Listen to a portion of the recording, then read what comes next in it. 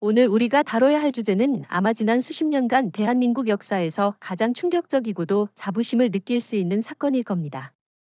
바로 대한민국이 세계 최초로 마하 30속도의 극초음속 핵미사일, 일명 K-현무6의 시험 발사에 성공했다는 사실입니다. 이건 단순히 군사 무기 체계의 진보를 의미하는 게 아니라 전 세계 전략 질서를 뒤흔든 지진과 같은 사건이라고 봐야 합니다.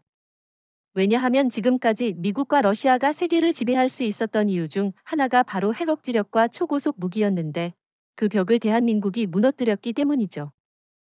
저는 이 소식을 처음 들었을 때 이제 시대가 바뀌는구나 라는 생각이 들더군요.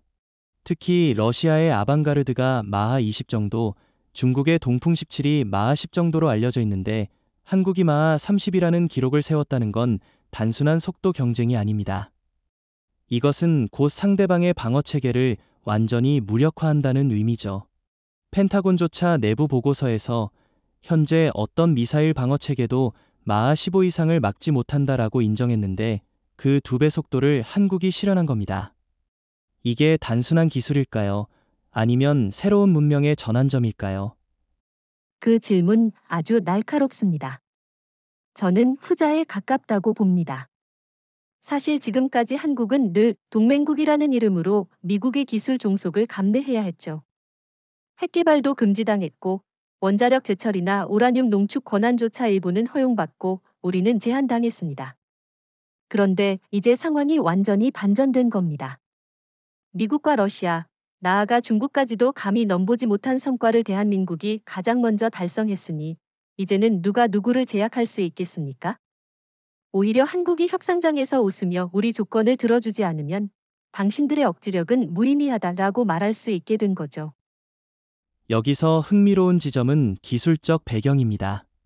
많은 이들이 어떻게 한국이 단숨에 마하 30을 달성했을까? 라고 의문을 품습니다. 하지만 조금만 들여다보면 답이 있습니다.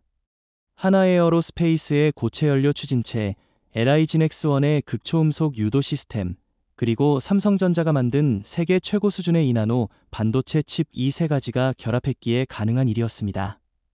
예를 들어 마하 30이라는 속도에서 궤도를 수정하려면 초당 수십억 건의 연산이 필요합니다.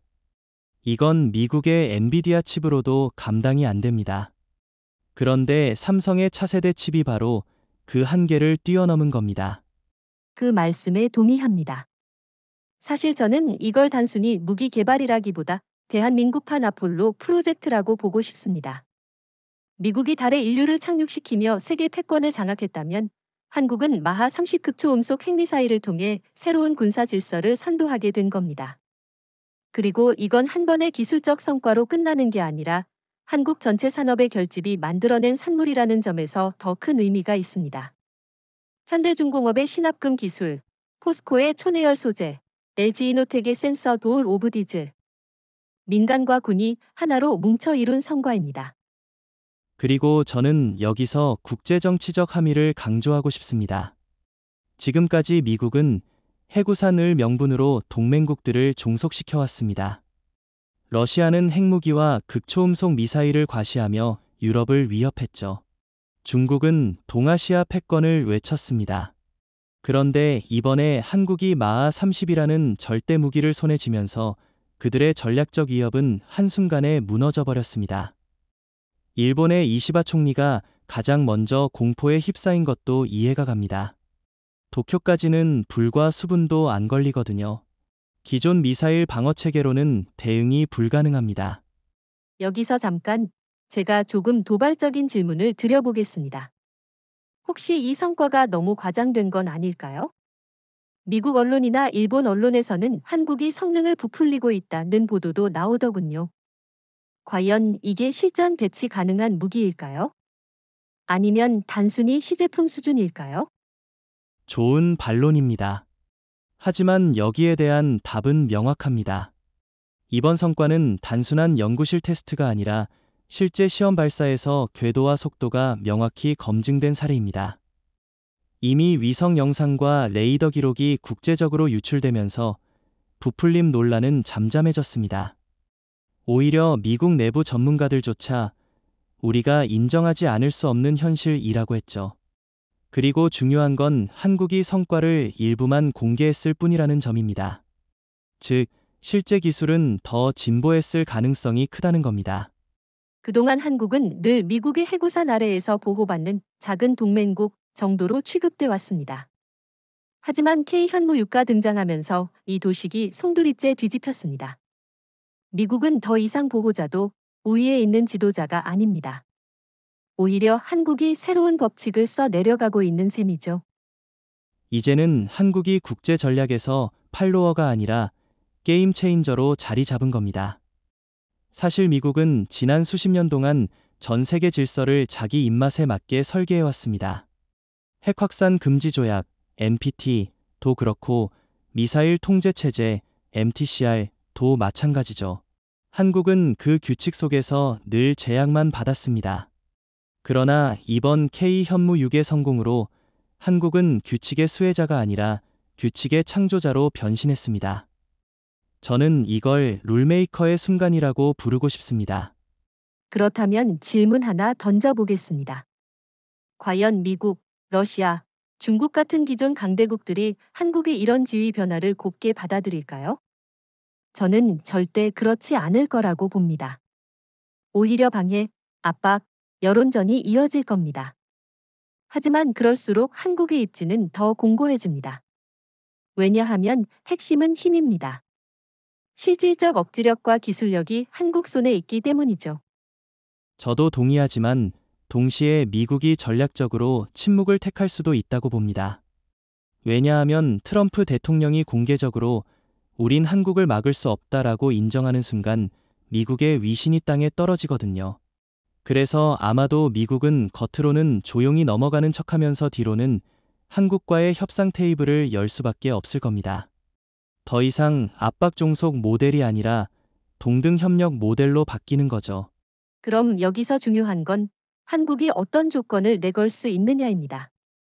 지금까지는 미국이 관세, 기술 제한, 심지어는 조지아 사건 같은 인질극으로 한국을 제압하려 했습니다. 하지만 이제는 반대입니다. 한국이 우리의 방위산업, 반도체, 그리고 K현무6 없이는 너희의 안보도 없다라고 말할 수 있는 상황이 된 거죠. 저는 이게야말로 진정한 전략적 독립이라고 생각합니다. 일본의 상황을 한번 보시죠. 일본은 그동안 미국의 아시아 파트너로서 당당하게 목소리를 내왔습니다. 하지만 지금은 한국이 새로운 핵심 플레이어로 떠올랐으니 일본의 전략적 가치는 급속히 떨어지고 있습니다.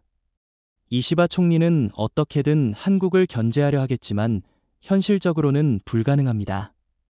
한국의 마하 30 앞에서 일본의 이지스 시스템이나 패트리어 미사일은 그냥 장식품에 불과합니다. 그러니 일본은 기존 질서 속에서 2인자 자리조차 지키기 어려워진 거죠. 중국 역시 마찬가지입니다. 시진핑 주석이 줄곧 외쳐온 중화몽과 1대1로가 이제는 공허한 구호가 되었습니다. DF-17이나 동풍 계열 미사일로 아시아를 위협하던 시대는 끝났습니다. 한국이 판을 새로 짜버렸으니까요. 저는 중국이 곧 공세적 외교로 한국을 흔들려 하겠지만 문제는 한국이 이미 경제 군사적으로 너무 강력하다는 겁니다. 오히려 중국이 고립될 가능성이 더 크다고 봅니다. 이 대목에서 중요한 것은 한국 내부의 자신감입니다. 이재명 대통령은 이미 연설에서 우리는 더 이상 강대국의 그림자 속에 있지 않다. 새로운 규칙을 만드는 주체다 라고 말했습니다. 이 메시지는 단순한 정치적 수사가 아니라 실제로 세계가 체감하는 현실입니다. 유럽, 동남아, 심지어는 중동 국가들까지 한국을 새로운 협상 파트너로 대우하기 시작했거든요. 특히 NATO 내부에서도 미국을 따라가는 것보다 한국과 직접 연결되는 것이 더 안전하다라는 목소리가 커지고 있습니다. 바로 미국이 무력함을 고백하다라는 부분인데요. 사실 이 표현은 단순히 과장이 아니라 실제로 미국 국방부 내부 보고서에서 나온 표현입니다. 펜타곤은 최근 현재 미국이 보유한 어떠한 방어 시스템도 마하 30 속도를 가진 극초음속 미사일을 막을 수 없다라고 공개적으로 시인했습니다. 그동안 세계 최강 방위 체계를 자랑하던 나라가 대한민국 앞에서 처음으로 고개를 숙인 셈이죠. 저는 이 장면이야말로 국제정치의 아이러니라고 생각합니다. 불과 몇 년 전만 해도 미국은 한국의 고고도 미사일 방어 체계, 즉 사드를 강제로 배치하면서 우리가 너희를 지켜주겠다라는 태도를 취했습니다. 그런데 이제는 정반대 상황이 된 거죠. 오히려 미국이 한국의 기술에 의존하지 않으면 자국 본토조차 방어하지 못할 상황에 내몰렸습니다. 트럼프 대통령은 겉으로는 우린 여전히 세계 최강이다 라고 말하겠지만 내부적으로는 엄청난 충격을 받았을 겁니다. 저는 여기서 중요한 점 하나를 짚고 싶습니다. 미국이 스스로 한계를 고백한 것은 단순한 기술 문제가 아니라 정치적, 심리적 패배라는 겁니다. 미국은 늘 우리가 세계 질서를 지킨다라는 명분으로 동맹국을 통제해왔습니다.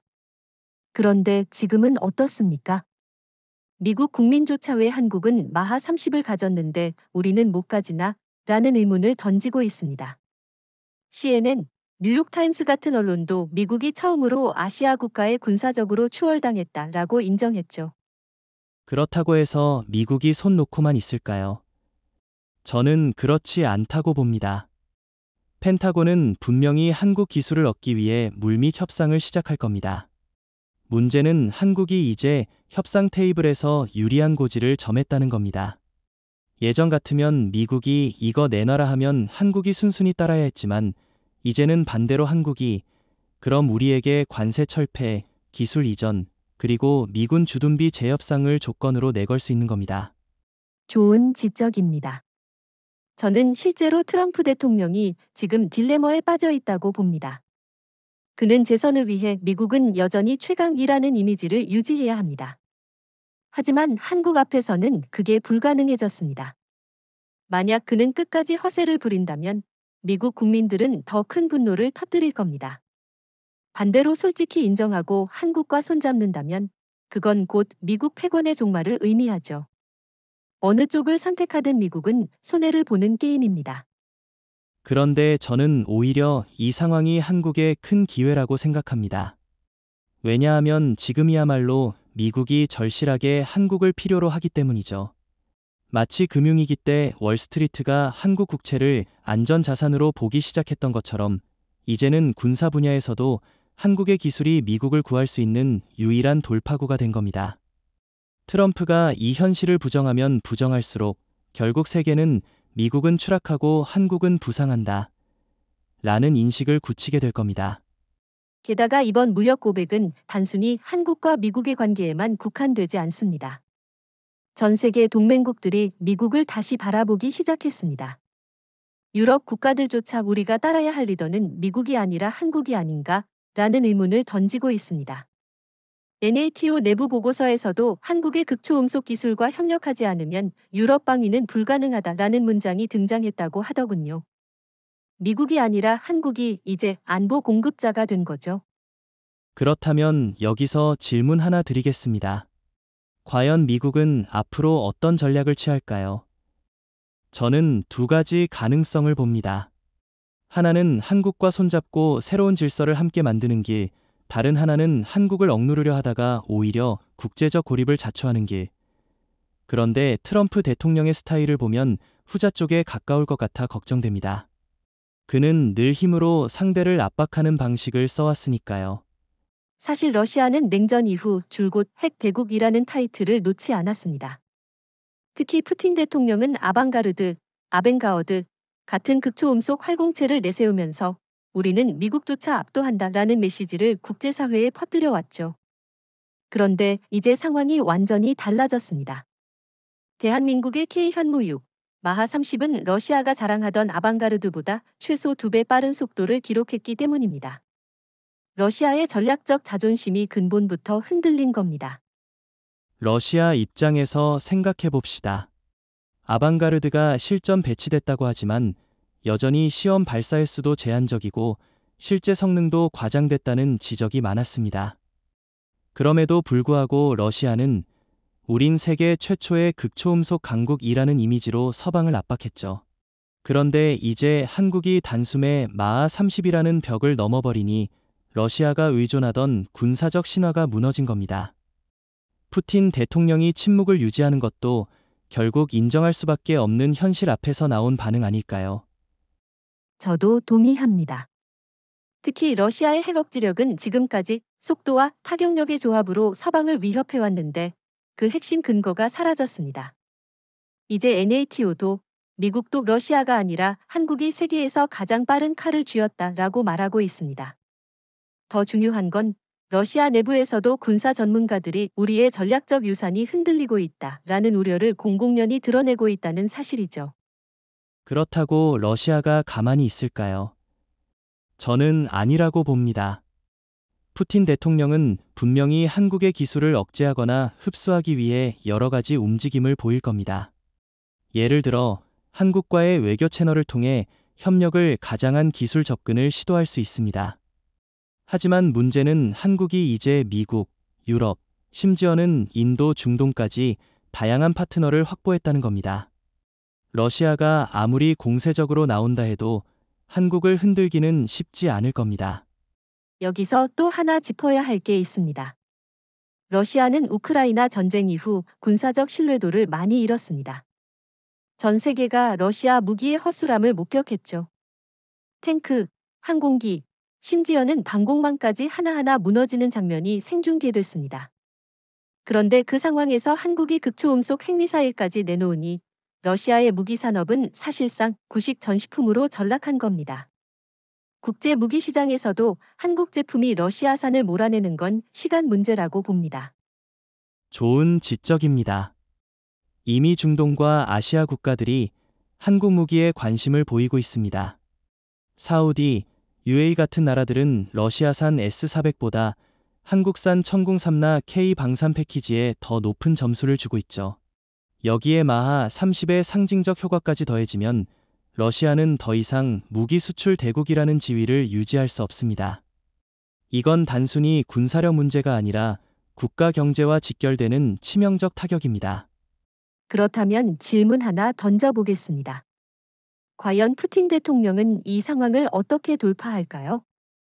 전통적으로 러시아는 강경한 군사쇼를 통해 내부 결속을 다지곤 했습니다. 하지만 지금은 우크라이나 전쟁 때문에 국력이 소진된 상태입니다. 저는 러시아가 한국을 향해 강경 발언을 내놓을 수는 있어도 실제 행동에 나서기에는 한계가 있다고 봅니다. 저도 동의합니다. 게다가 한국과 러시아의 관계는 이미 에너지, 조선, 극지방 협력 같은 경제적 분야에서 상당히 얽혀 있습니다. 한국은 러시아에 의존하지 않고도 충분히 독립적으로 움직일 수 있지만 러시아는 오히려 한국의 조선 에너지 기술에 기대야 할 상황이 많습니다. 그렇기 때문에 러시아는 겉으로는 큰 소리를 쳐도 실제로는 한국을 견제할 카드가 거의 없다고 봐야 합니다. 일본은 한국과 불과 수백 킬로미터 거리에 위치해 있습니다. 도쿄까지는 탄도 궤적 기준으로 몇 분도 채 걸리지 않죠. 그런데 이번에 공개된 K-현무 유가 마하 30 속도로 날아간다면 일본의 방어망은 사실상 아무 역할도 못합니다. 패트리엇이든 이지스 어쇼어든 심지어는 미국이 제공한 최신 방공체계도 그 속도를 잡아낼 방법이 없습니다. 그야말로 일본은 눈을 뜨고도 무력하게 당할 수밖에 없는 현실에 직면한 겁니다. 일본 언론이 벌써부터 난리가 났죠. NHK, 아사히신문, 요미우리까지 한 목소리로 도쿄는 이제 안전지대가 아니다 라고 보도했습니다. 저는 특히 인상 깊었던 표현이 어떤 일본 군사 전문 기자가 쓴 기사였는데 한국이 단 한 번 버튼만 누르면 일본의 방위 개념은 종이장처럼 찢겨나간다 라는 부분이었습니다. 일본 내부에서도 이런 위기감을 노골적으로 드러내고 있다는 건 그만큼 이번 사건이 일본 사회에 큰 충격을 줬다는 뜻입니다. 그런데 일본의 정치 지도자들은 여전히 현실을 제대로 받아들이지 못하는 것 같습니다. 이시바 총리는 기자회견에서 미국과의 동맹을 강화하겠다는 말만 반복했습니다. 하지만 문제는 미국조차 마하 30을 막지 못한다는 사실 아닙니까? 동맹을 강화한다 한들 물리적 현실을 바꿀 수는 없습니다. 저는 이것이야말로 일본 정치의 구조적 한계라고 봅니다. 여기서 흥미로운 점은 일본이 그동안 스스로를 아시아의 방패라고 자부해왔다는 겁니다. 그러나 이번 사건으로 그 이미지가 산산조각 났습니다. 일본의 미사일 방어망은 이제 상징적 의미밖에 없습니다. 심지어 일본 국민들 사이에서도 우리의 세금 수조엔이 결국 장식품이었나 라는 불만이 터져나오고 있죠. 반대로 한국은 국민들에게 자부심을 주고 있습니다. 국민이 정부를 신뢰할 수 있는 무기를 보여줬다는 점에서 두 나라의 격차가 극명하게 드러납니다. 맞습니다. 일본이 아무리 군비를 늘려도 결국 수입 군사력에 불과합니다. 미국산 장비를 사들여서 보여주기식으로만 무장해왔죠. 하지만 한국은 다릅니다. 엔진부터 탄두, 유도 장치, 심지어는 연산치까지 모두 자체 개발입니다. 바로 이 차이가 마하 30이라는 기적을 만든 겁니다. 일본이 따라오고 싶어도 절대 따라올 수 없는 구조적 차이가 있는 거죠. 저는 여기서 하나 묻고 싶습니다. 과연 일본이 이 상황을 타개할 수 있는 방법이 있을까요?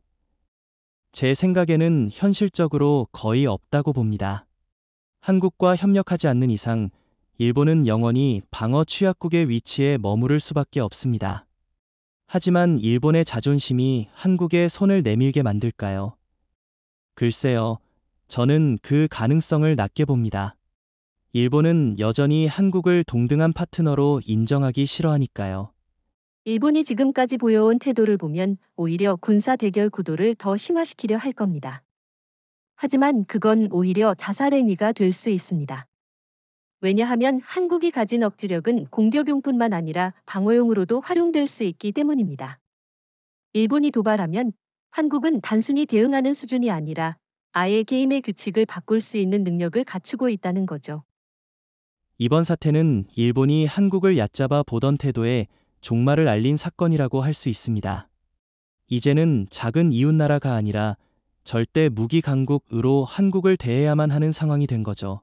일본 언론이 공포에 떨며 한국을 분석하는 현실 자체가 이미 질서가 완전히 바뀌었다는 증거입니다. 중국은 지난 10여 년간 동아시아 패권국을 자처하며 군사, 경제적으로 영향력을 확대하려 해왔습니다. 시진핑 주석이 강조해온 중화몽과 DF-17 같은 극초음속 무기는 그 핵심 카드였죠. 그런데 한국이 마하 30 속도의 K-현무육을 공개한 순간 중국의 모든 무기 체계는 사실상 시대에 뒤처진 구식으로 전락했습니다. 중국이 자랑하던 DF-17은 마하 10에 불과합니다. 물론 그동안 일본이나 대만을 위협하기에는 충분했죠. 그러나 이제 한국이 마하 30을 실현했으니 동북아의 판도가 완전히 바뀐 겁니다. 저는 이 상황이 마치 바둑에서 승부수가 나와 상대가 순식간에 판을 잃는 장면과 같다고 생각합니다. 중국이 그렇게 오랜 세월 공들여 쌓아온 군사적 공포가 단 하루 만에 무너져버린 것이죠. 게다가 중국은 스스로 미국과 대등하다는 이미지를 유지하려고 했습니다. 그러나 한국이 미국과 러시아보다 먼저 마하 30에 도달하면서 중국은 사실상 이류 국가로 밀려난 겁니다. 저는 국제사회가 이제 중국을 도전자가 아니라 뒤처진 추격자로 바라보게 될 거라고 생각합니다. 특히 ASEAN 국가들이 한국을 새로운 안보 파트너로 바라보기 시작한다는 점에서 중국의 위상은 급격히 추락할 수밖에 없습니다. 여기서 중요한 건 중국이 군사적으로만 밀린 게 아니라 경제적으로도 타격을 받을 수 있다는 겁니다. 왜냐하면 무기 수출 시장에서 중국은 개발도상국을 상대로 값싸고 믿을 만한 대안을 내세워왔는데 이제는 그 논리가 통하지 않게 됐습니다.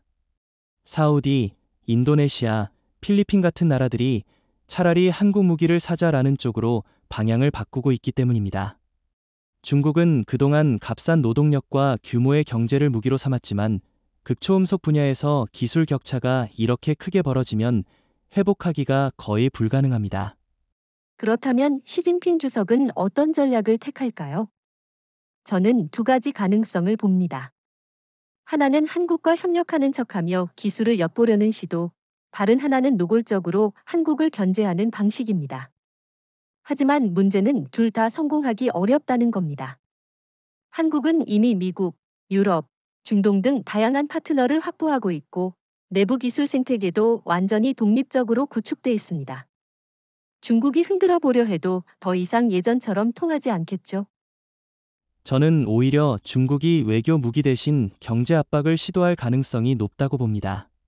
반도체, 히토류, 배터리 같은 분야에서 한국을 흔들려 할 수 있겠죠. 하지만 여기서 중요한 건 한국이 이미 그런 압박을 경험했고 극복해왔다는 사실입니다.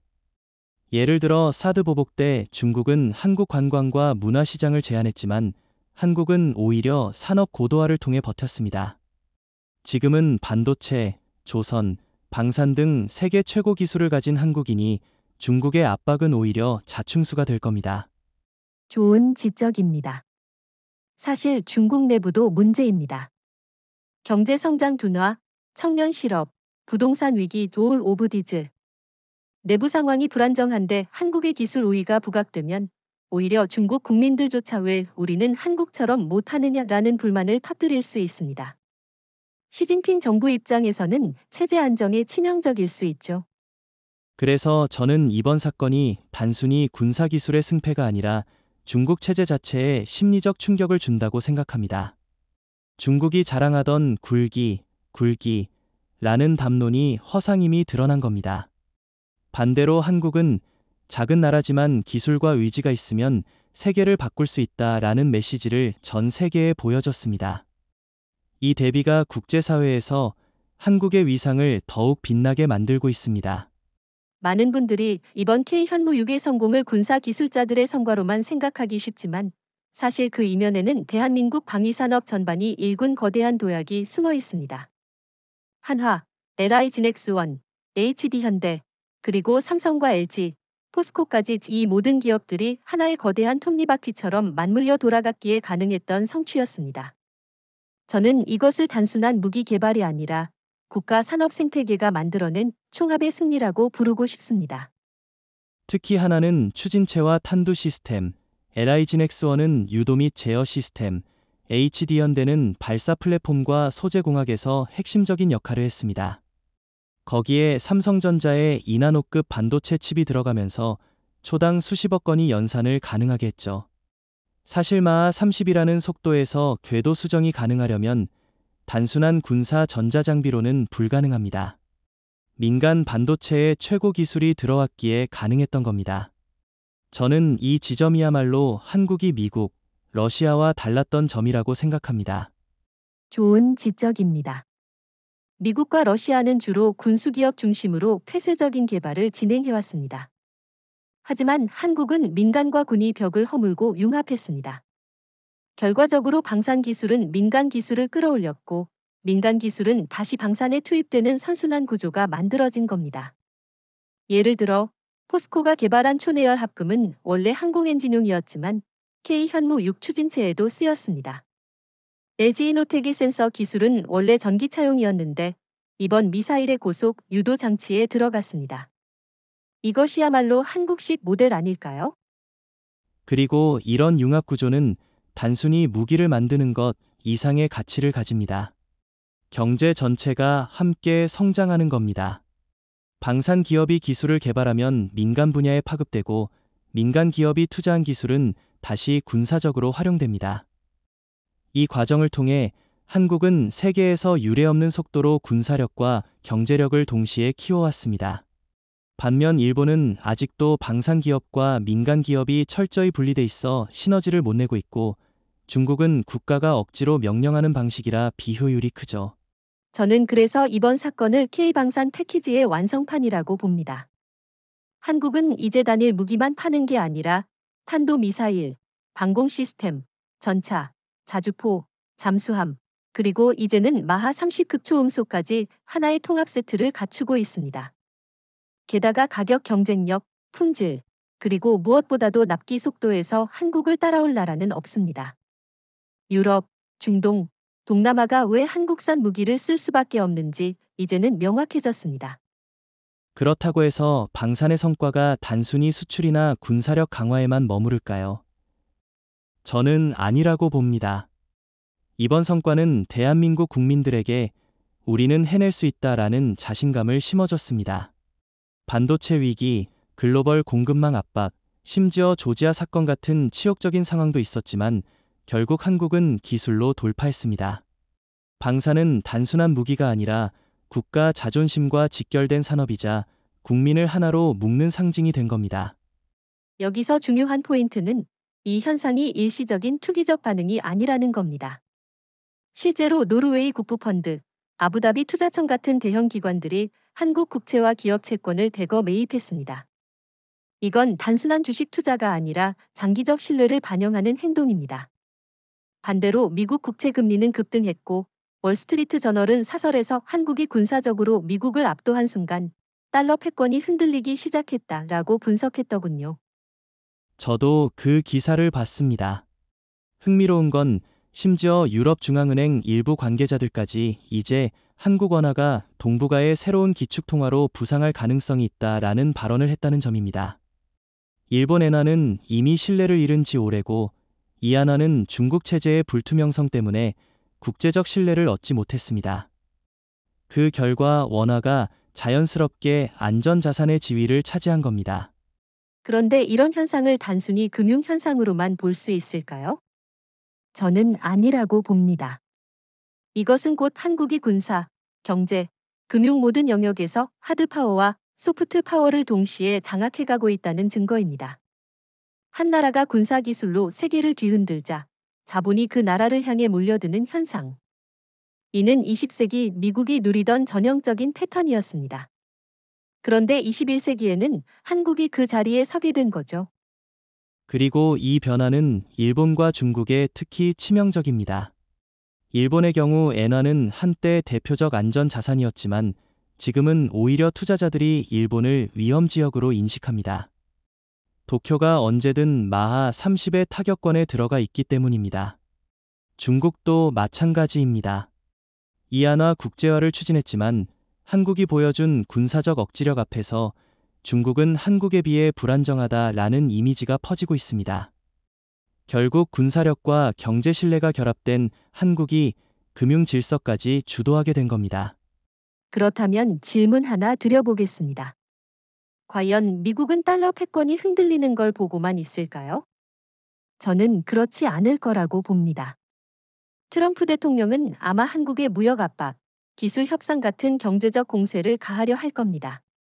하지만 문제는 미국이 이미 한국의 기술과 무기에 의존해야 하는 상황이라는 거죠. 미국이 압박을 가하면 가할수록 오히려 국제사회는 한국을 더 신뢰하게 될 겁니다.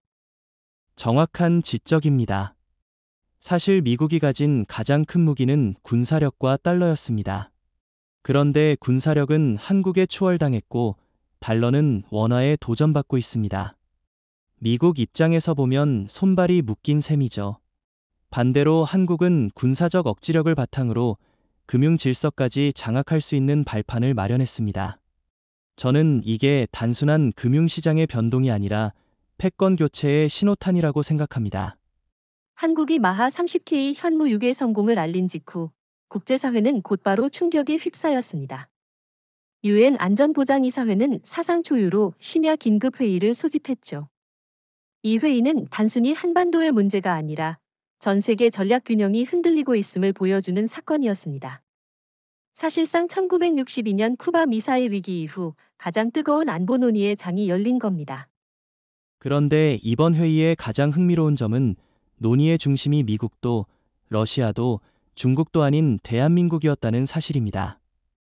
과거에는 늘 강대국들이 의제를 설정하고 한국은 그저 당사국으로 끌려가는 입장이었죠. 하지만 이번에는 달랐습니다. 안보리에서 미국, 중국, 러시아가 서로 공방을 벌였지만 결국 모든 논의의 초점은 한국이 무엇을 원하느냐로 맞춰졌습니다. 이는 곧 한국이 새로운 질서의 주도국이 되었다는 증거입니다. 그런데 여기서 흥미로운 장면이 하나 있었습니다. 트럼프 대통령은 회의에서 한국의 무기 개발은 국제적 불안정을 초래한다라고 주장했습니다. 하지만 곧바로 유럽 국가 대표들이 반박했죠.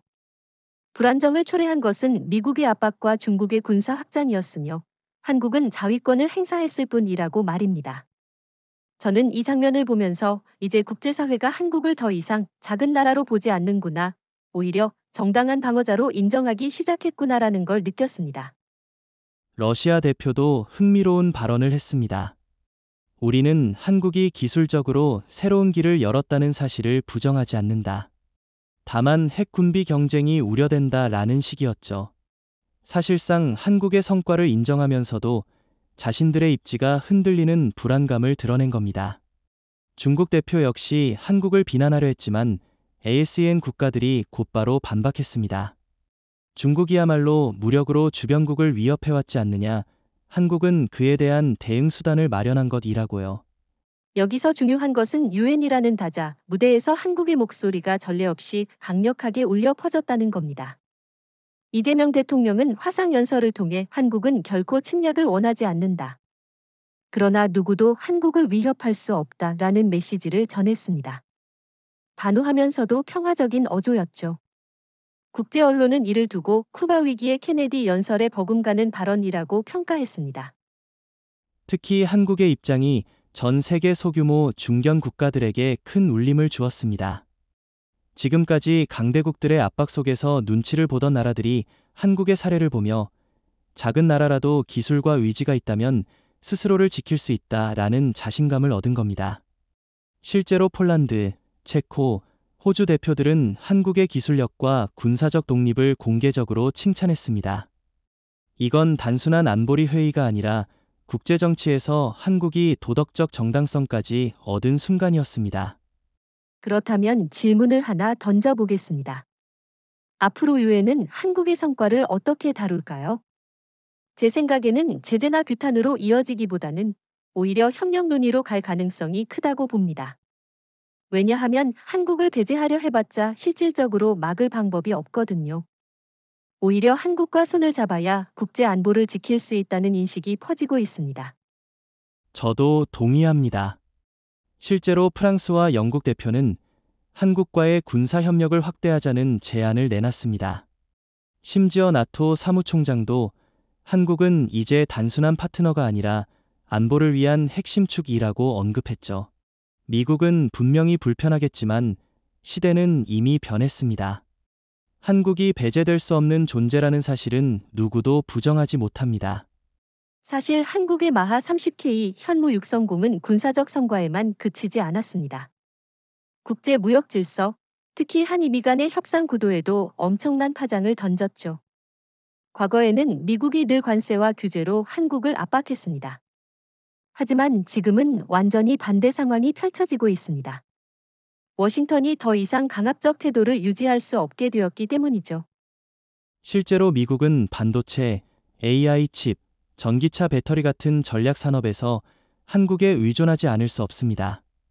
그런데 여기에 한국의 마하 30 무기가 더해지면서 협상 테이블은 한국 중심으로 재편됐습니다. 이제 미국은 우리의 안보도 산업도 한국 없이는 불가능하다라는 사실을 인정해야만 하는 상황입니다. 저는 이것이 단순한 군사력 시위가 아니라 경제와 외교를 뒤흔드는 핵심 카드라고 생각합니다. 이번 사건 직후 열린 한미 무역 협상에서 한국 측 대표단이 관세 철폐 없이는 더 이상 협상하지 않겠다라고 강경하게 나왔다는 보도가 있었습니다. 과거 같았으면 상상조차 하기 어려운 장면입니다. 트럼프 대통령은 재선을 앞두고 한국 시장을 놓칠 수 없기 때문에 어쩔 수 없이 일부 양보를 할 수밖에 없는 상황입니다. 한국이 가진 무기가 단순한 군사용이 아니라 협상용 치프로도 작동하고 있는 셈이죠. 게다가 이번 변화는 미국만 해당되는 게 아닙니다. 중국과의 교역에서도 한국은 더 이상 수세적이지 않습니다. 예전에는 중국이 반도체, 히토류, 원자재를 무기 삼아 한국을 압박했습니다. 하지만 이제는 한국이 압도적 기술력으로 중국의 카드를 무력화했습니다. DF-17이 마하 10에 머무는 동안 한국은 이미 마하 30에 도달했으니 군사적 우위뿐만 아니라 산업 신뢰도에서도 한국이 앞서가고 있습니다. ASEAN 국가들이 중국 대신 한국과의 교역 확대를 선택하는 것도 이 때문입니다. 일본 역시 타격을 피할 수 없습니다. 일본은 그동안 미국의 무역 파트너로서 중요한 위치를 지켜왔습니다. 하지만 한국이 무역과 안보 양쪽에서 모두 우위를 점하자 일본 제품의 경쟁력은 점점 밀려나고 있습니다. 특히 방산과 반도체 분야에서 일본은 한국에 완전히 뒤처졌습니다. 일본 언론조차 한국의 기술력 앞에서 일본은 그림자에 불과하다라는 표현을 쓰고 있습니다. 여기서 흥미로운 점은 세계 금융자본이 무역 협상에서도 한국 편에 서고 있다는 겁니다. 투자자들은 한국의 원화와 주식을 선호하고 기업들은 한국과의 장기 공급 계약을 원합니다. 결과적으로 한국은 안보, 기술, 금융을 모두 지렛대로 삼아 무역 질서를 주도하고 있습니다. 과거에는 미국이 무역에서 채찍을 들고 있었다면 이제는 한국이 칼과 방패를 동시에 쥔 겁니다.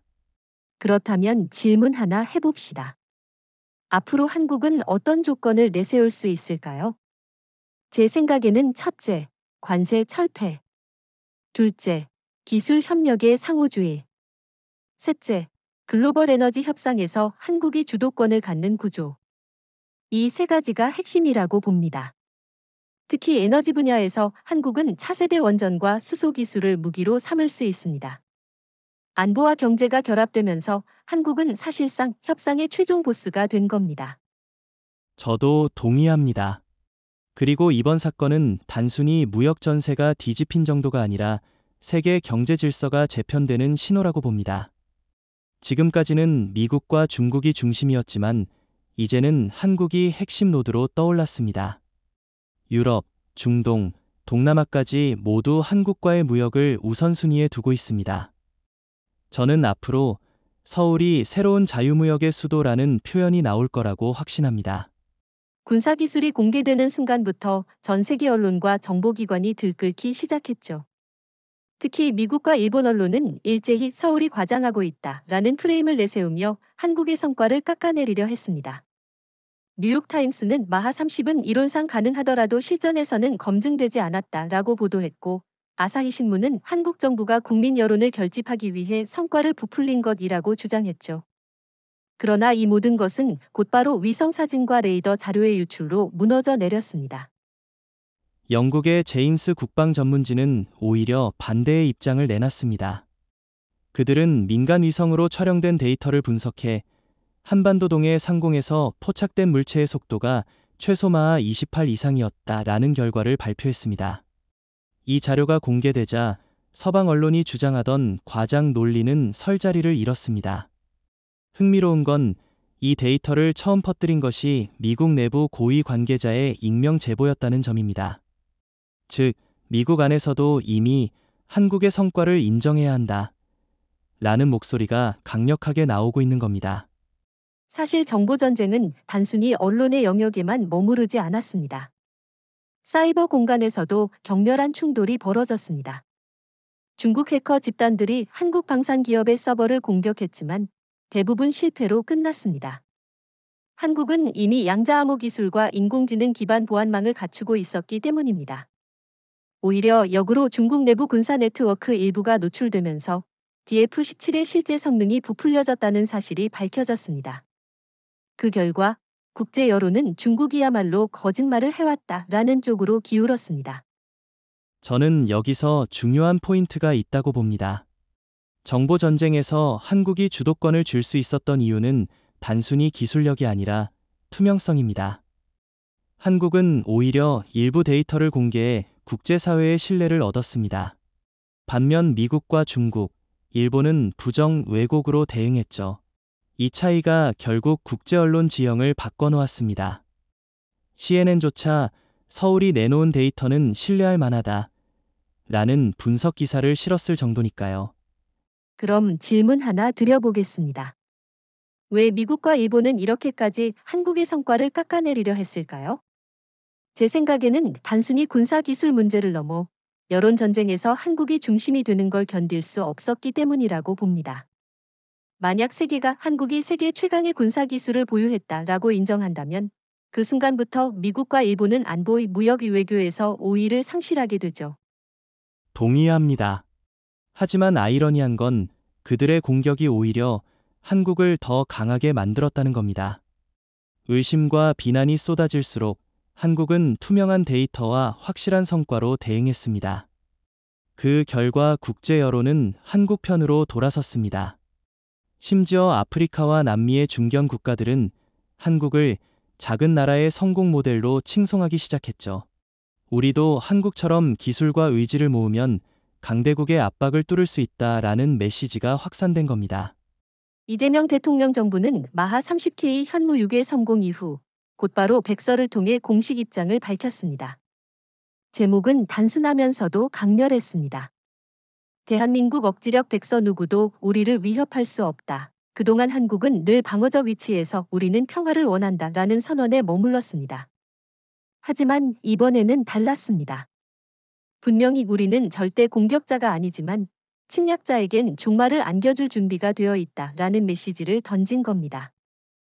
백서의 핵심 구절은 이재명 대통령이 직접 발표한 문장에서 드러납니다. 핵은 선택이 아니라 생존의 문제다. 우리의 기술은 침략을 억제하기 위한 최후의 수단일 뿐 세계 평화를 위한 안전장치다. 이 발언은 국민들에게 엄청난 울림을 줬습니다. 과거에는 핵이라는 단어만 나와도 불안감이 앞섰는데 이제는 오히려 자부심과 신뢰로 받아들이는 분위기가 형성된 겁니다. 여기서 주목해야 할 점은 국제사회의 반응입니다. 미국은 곤혹스러워하면서도 강력히 반대하지 못했습니다. 트럼프 대통령은 언론 인터뷰에서 한국은 동맹국이다. 다만 우리는 핵 확산을 원하지 않는다라고 애매하게 표현했죠. 반면 유럽 국가들은 놀랍게도 긍정적인 반응을 보였습니다.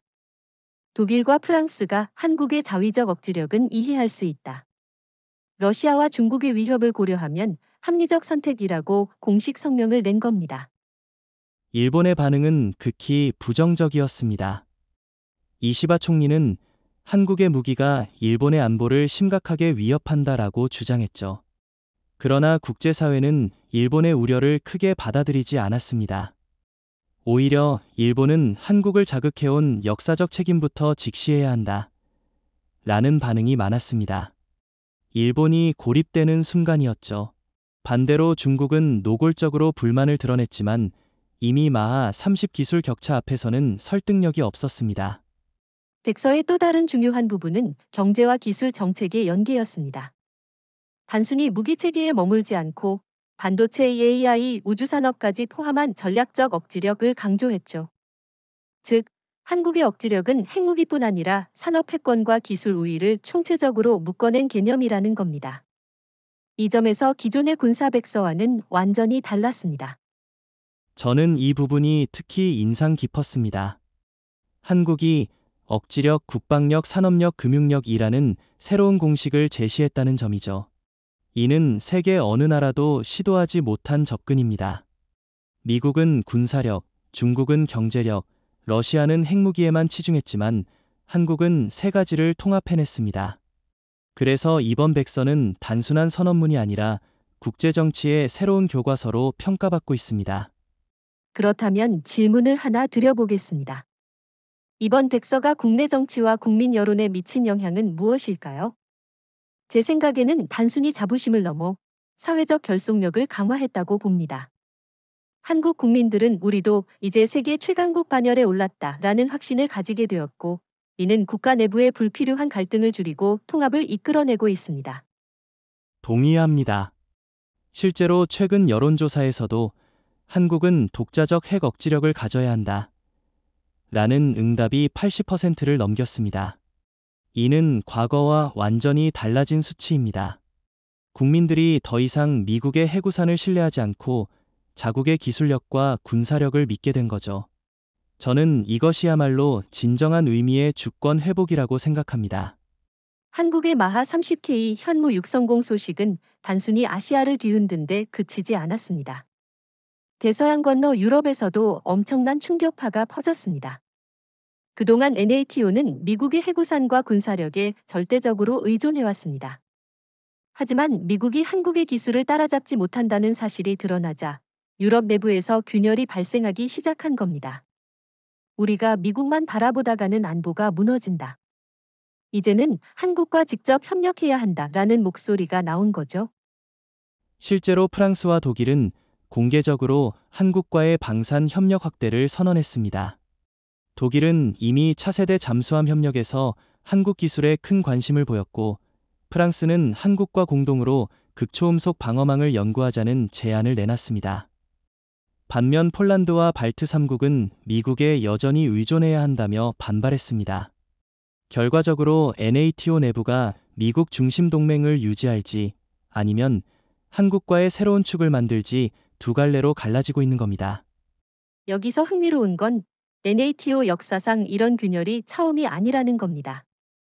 과거에도 프랑스는 독자 노선을 걷기도 했습니다. 하지만 이번 균열은 성격이 완전히 다릅니다. 과거엔 유럽 내부의 정치적 문제였다면 지금은 한국이라는 제3의 강국이 NATO 균열의 원인이라는 점이 다릅니다. 즉, 한국이 유럽 안보 구조의 새로운 변수가 된 겁니다. 저는 이 장면이야말로 미국이 가장 두려워하는 시나리오라고 생각합니다.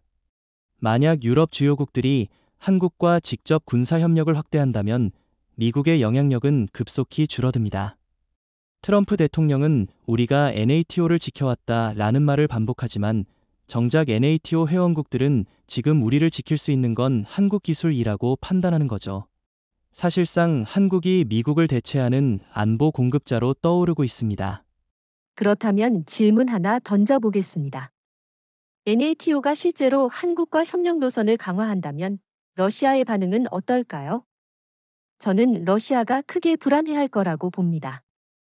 이미 우크라이나 전쟁으로 국력이 소진된 상태에서 유럽이 미국 대신 한국과 손을 잡는다면 러시아의 전통적 위협 구조가 무너지는 겁니다.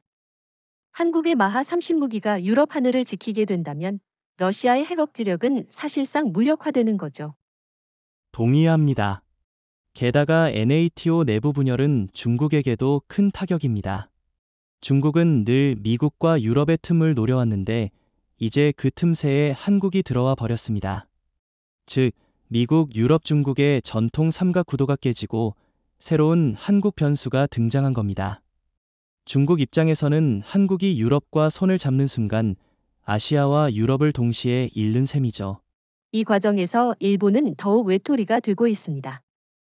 일본은 NATO에 직접 참여하지는 않지만 미국과의 동맹을 통해 간접적 연결을 유지해왔습니다.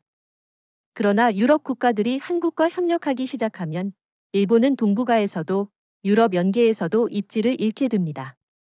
이시바 총리가 아무리 목소리를 높여도 국제사회는 이제 한국의 편에 서고 있습니다. 결국 NATO의 균열은 단순히 동맹 내부 갈등이 아니라 세계 질서의 재편을 의미합니다. 유럽이 한국과 협력 노선을 강화하면 미국의 패권은 무너지고 한국이 새로운 축으로 떠오릅니다. 이재명 대통령 정부는 이미 우리는 아시아를 넘어 유럽과도 전략적 연대를 확대할 것이라고 선언했습니다. 이는 NATO뿐 아니라 국제 질서 전체의 방향을 바꿔놓을 발언이었습니다. 지금까지 동북아는 미국, 중국, 일본이 중심이 되어 움직이는 듯 보였지만 K-현무6의 등장으로 판도가 완전히 바뀌었습니다. 이제 더 이상 서울은 주변 플레이어가 아니라 중심 플레이어입니다. 북한 문제, 대만 문제, 심지어 남중국해까지 한국이 발언권을 갖는 시대가 열린 겁니다. 예전에는 북한 문제만 해도 한국은 늘 당사자임에도 불구하고 미국과 중국이 주도하는 회담에 끌려다녔습니다. 하지만 지금은 상황이 정반대입니다. 한국이 마하 30이라는 절대 무기를 보유한 순간 워싱턴도 베이징도 서울을 배제한 채 북한 문제를 논할 수 없게 된 겁니다. 실제로 최근 비공식 회동에서 중국 측 인사가 한반도 문제를 논의하려면 먼저 한국의 입장을 들어야 한다 라고 언급했다는 보도가 있었습니다. 그렇죠. 대만 문제도 마찬가지입니다. 그동안 중국은 대만을 무력으로 압박하며 주변국들을 위협했는데 이제 한국이 새로운 변수로 떠올랐습니다. 만약 중국이 대만을 침공한다면 일본뿐 아니라 한국의 대응도 고려해야 하기 때문입니다. 한국이 마하 30의 억지력을 보유한 이상 중국의 군사적 모험은 훨씬 더 큰 리스크로 변했습니다. 저는 이 점에서 한국이 사실상 아시아의 안보보루로 자리 잡았다고 생각합니다. 남중국해 역시 중요합니다. 지금까지는 미국과 중국의 힘겨루기 무대였지만 ASEAN 국가들은 한국을 새로운 대안으로 보고 있습니다. 필리핀, 베트남, 인도네시아 같은 나라들이 미국은 멀고 중국은 불안하다. 한국과 협력하는 것이 가장 합리적이다 라는 입장을 내놓기 시작했죠. 결국 동북아의 문제는 더 이상 미국 중국 구도가 아니라 한국이 중심이 된 다자 구도로 재편되고 있습니다. 여기서 일본의 상황을 짚어보겠습니다. 일본은 동북아에서 늘 미국의 오른팔을 자처했지만 이제는 한국에 완전히 가려지고 있습니다. 이시바 총리는 한국의 무기가 일본 안보를 위협한다라며 목소리를 높였지만 국제사회는 그 발언을 크게 주목하지 않았습니다. 오히려 일본은 여전히 피해자 코스프레를 하고 있다라는 비판이 나왔습니다. 반면 한국은 냉정하게 기술과 힘으로 발언권을 확보했습니다. 중국 역시 발언권을 잃고 있습니다. 과거에는 우리가 아시아의 중심이라고 주장했지만 지금은 한국이 중심에 서서 판을 짜고 있습니다. 예를 들어 동북아 안보 포럼에서 한국 대표가 발언할 때는 청중이 집중하는 반면 중국 대표 발언에는 반응이 차가웠다는 외신 보도가 있었습니다.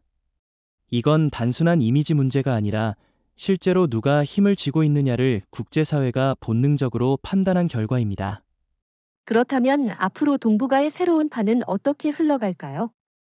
제 생각에는 한국이 주도권을 쥔 다자 협력 구조로 갈 겁니다.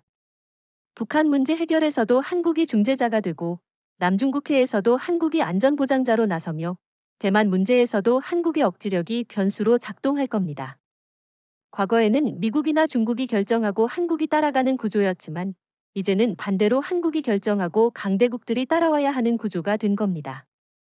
저도 동의합니다. 그리고 이 변화는 단순히 군사력이 아니라 신뢰의 문제이기도 합니다. 미국과 중국은 이해득실에 따라 말을 바꾸지만 한국은 우리는 침략하지 않는다. 다만 절대 지지 않는다. 라는 명확한 원칙을 세웠습니다. 이런 신뢰가 아시아 각국을 한국 쪽으로 끌어당기고 있습니다. 결국 동북아의 새로운 판은 한국의 원칙과 기술, 그리고 억지력이 만들어낸 산물입니다.